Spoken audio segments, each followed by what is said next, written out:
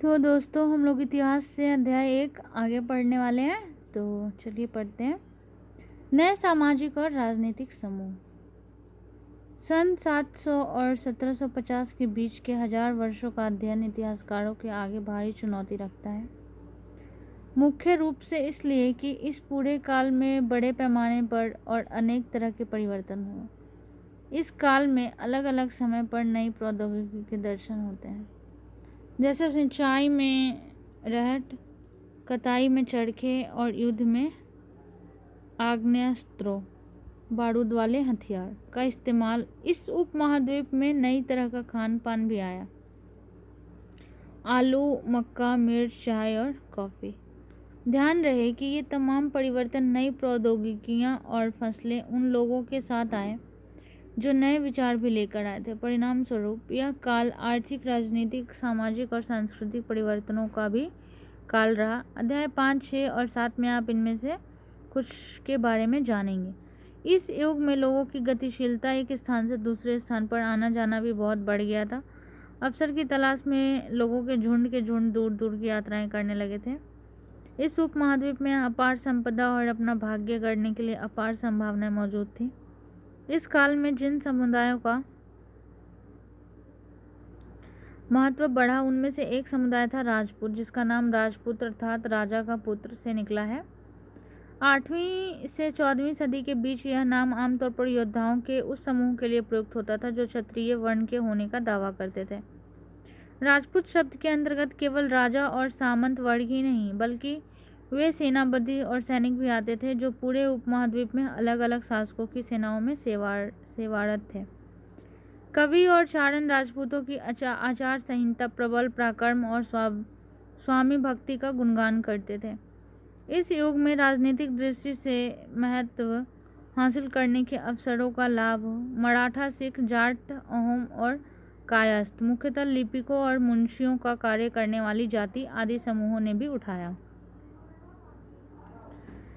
ये देखिए यहाँ पे प्रायावास, इसका तात्पर्य किसी भी क्षेत्र के पर्यावरण और वहाँ के रहने वालों की सामाजिक और आर्थिक जीवन शैली से है। इस पूरे काल के दौरान क्रमशः जंगलों की कटाई हो रही थी और खेती का इलाका बढ़ता जा रहा था। कुछ क्षेत्रों में यह परिवर्तन अन्य क्षेत्रों की अपेक्षा अधिक तेजी से और पूरे तौर पर हुआ। प्रायवास में परिवर्तन के कारण कई वनवासियों को मजबूर होकर अपना स्थान छोड़ना पड़ा। कुछ और वनवासी जमीन की जुताई करने लगे और कृषक बन गए। कृषकों के नए समूह क्षेत्रीय बाजार, मुखियाओं, पुजारियों, मठों और मंदिरों से प्रभावित होने लगे।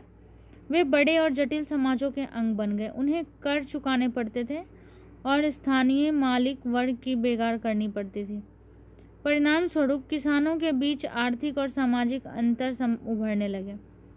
कुछ के पास ज़्यादा उपजाऊ जमीन होती थी, कुछ लोग मवेशी भी पालते थे और कुछ लोग खेती से खाली समय में दस्तकारी आदि का कुछ काम कर लेते थे।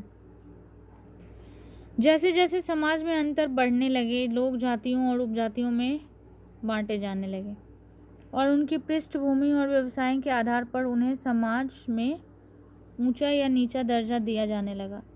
ये दर्जे स्थायी नहीं थे। किसी जाति विशेष के सदस्यों के हाथों में कितनी सत्ता, प्रभाव और संसाधनों का नियंत्रण है, इसके आधार पर उसके दर्जे बदलते रहते थे। एक ही जाति का किसी क्षेत्र में कोई दर्जा हो सकता था और किसी अन्य क्षेत्र में कोई और। अपने सदस्यों के व्यवहार का नियंत्रण करने के लिए जातियां स्वयं अपने नियम बनाती थी। इन नियमों का पालन जाति के बड़े बुजुर्गों की एक सभा करवाती थी, जिसे कुछ इलाकों में जाति पंचायत कहा जाता था। लेकिन जातियों को अपने निवास के गांवों के रिवाजों का पालन भी करना पड़ता था। इसके अलावा कई गांवों पर मुखियाओं का शासन होता था। मिल मिलाकर वे किसी राज्य की एक छोटी इकाई बढ़ होती थी।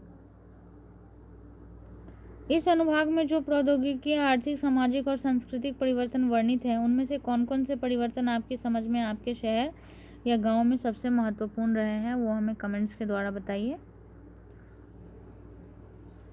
क्षेत्र और साम्राज्य। चोल अध्याय 2, तुगलक अध्याय 3 या मुगल अध्याय 4 जैसे बड़े बड़े राज्यों के अंतर्गत कई सारे क्षेत्र आ जाते थे। दिल्ली के सुल्तान गयासुद्दीन बलबन 1266 से 1287 की प्रशंसा में एक संस्कृत प्रशासित के उदाहरण के लिए अध्याय 2 देखिए, में उसे एक विशाल साम्राज्य का शासक बताया गया है जो पूर्व में बंगाल गौड़ से लेकर पश्चिम में अफगानिस्तान के गजन तक फैला हुआ था और जिसमें संपूर्ण दक्षिण भारत द्रविड़ भी आ जाता था। गौड़ आंध्र, केरल, कर्नाटक, महाराष्ट्र और गुजरात आदि भिन्न भिन्न क्षेत्रों के लोग उसकी सेना के आगे पलायन कर जाते थे। यहाँ देखिए,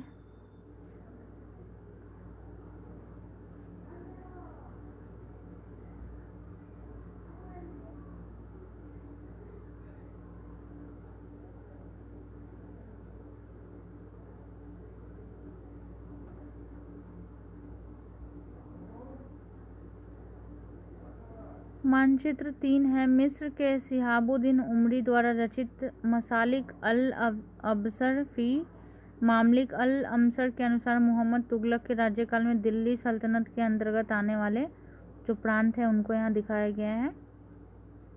तो आप इसको एक बार अच्छे से देख लीजिए।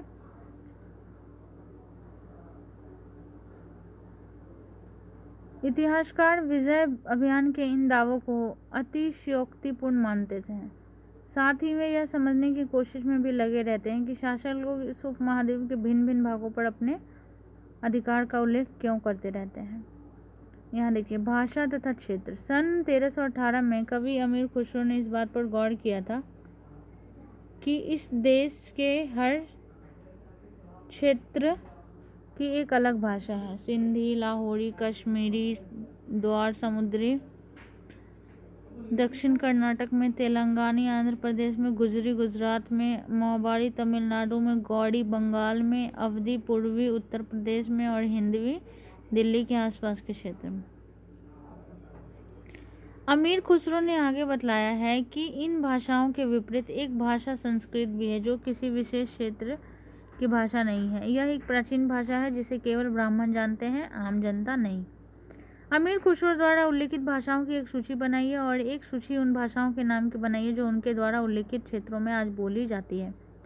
जो नाम एक से हैं उन्हें रेखांकित कीजिए और जो नाम भिन्न हैं उनके चारों ओर घेरा खींच दीजिए। क्या आपको ध्यान दिया है कि समय के साथ भाषाओं के नाम बदल गए हैं? सन 700 तक कई क्षेत्रों के अपने अपने भौगोलिक आयाम तय हो चुके थे और उनकी अपनी भाषा तथा सांस्कृतिक विशेषताएं स्पष्ट हो गई थी। अध्याय 9 में आपको इनके बारे में और अधिक जानकारी मिलेगी। ये क्षेत्र विशेष शासक राजवंशों से भी जुड़ गए थे। इन राज्यों के बीच काफ़ी टकराहटें चलती रहती थी। कभी कभी चोल, खलजी, तुगलक और मुगल जैसे राजवंश अनेक क्षेत्रों में फैला एक विशाल साम्राज्य भी खड़ा कर लेते थे।